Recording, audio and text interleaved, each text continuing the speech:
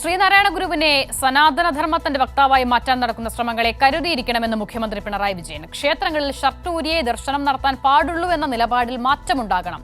ചാതുർവർണ്ണ രാഷ്ട്രീയം പിന്തുടരുന്നവരാണ് ഗുരുവിനെ സനാതനധർമ്മത്തിന്റെ വക്താവാക്കുന്നതെന്ന് മുഖ്യമന്ത്രി കുറ്റപ്പെടുത്തി. വർക്കല ശിവഗിരിയിൽ തീർത്ഥാടന മഹാസമ്മേളനം ഉദ്ഘാടനം ചെയ്ത് സംസാരിക്കുകയായിരുന്നു മുഖ്യമന്ത്രി. വിജിൻ വായന്തുട തയ്യാറാക്കിയ റിപ്പോർട്ടിലേക്ക്.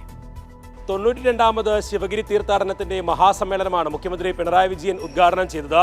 ശ്രീനാരായണ ഗുരുവിനെ സനാതനധർമ്മത്തിന്റെ പ്രവാചകനായി ഒക്കെ മാറ്റാനുള്ളൊരു ശ്രമം നടന്നുകൊണ്ടിരിക്കുന്ന കാലത്ത് അതിനെ പ്രതിരോധിക്കേണ്ടതിന്റെ പൂർണ്ണമായ കടമ ഏറ്റെടുക്കേണ്ടതിന്റെ അനിവാര്യതയാണ് മുഖ്യമന്ത്രി പിണറായി വിജയൻ പ്രസംഗത്തിൽ ഉടനീളം വ്യക്തമാക്കിയത്. ഒപ്പം തന്നെ വി മുരളീധരൻ കഴിഞ്ഞ ദിവസം നടത്തിയ പ്രസ്താവനയ്ക്കുള്ള മറുപടിയും മുഖ്യമന്ത്രി ഈ വേദിയിൽ വെച്ച് നൽകുകയും ചെയ്തു.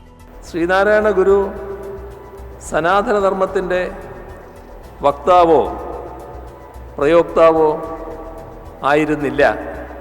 മറിച്ച് ആ ധർമ്മത്തെ ഉടച്ചുവാർത്ത് പുതിയ കാലത്തിനായുള്ള ഒരു നവയുഗ ധർമ്മത്തെ വിളംബരം ചെയ്ത സന്യാസിവര്യനായിരുന്നു. ചില ക്ഷേത്രങ്ങളിൽ ഉൾപ്പെടെ ഷർട്ട് ഊരിയാൽ മാത്രമേ അകത്ത് കടക്കാൻ അനുവാദമുള്ളൂ എന്ന ആചാരം ഇപ്പോഴും നിലനിൽക്കുന്നുണ്ട്.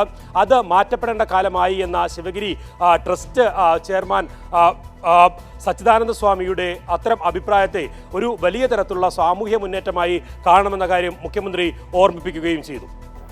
നമ്മുടെ ആരാധനാലയങ്ങളിൽ ഉടുപ്പൂരിയെ കടക്കാൻ പാടുള്ളൂ എന്ന ഒരു നിബന്ധന പൊതുവേ കാണാൻ കഴിയും. അതിനാണ് കാലാനുസൃതമായ മാറ്റം. അത് ശ്രീനാരായണ ഗുരുവിൻ്റെ സൽപാരമ്പര്യം ഉയർത്തിപ്പിടിച്ചുകൊണ്ട് തന്നെ ഇവിടെ സമൂഹത്തിന് മുന്നിൽ നിർദ്ദേശമായി ബഹുമാനായ സച്ചിദാനന്ദ സ്വാമി വെച്ചിട്ടുള്ളത്.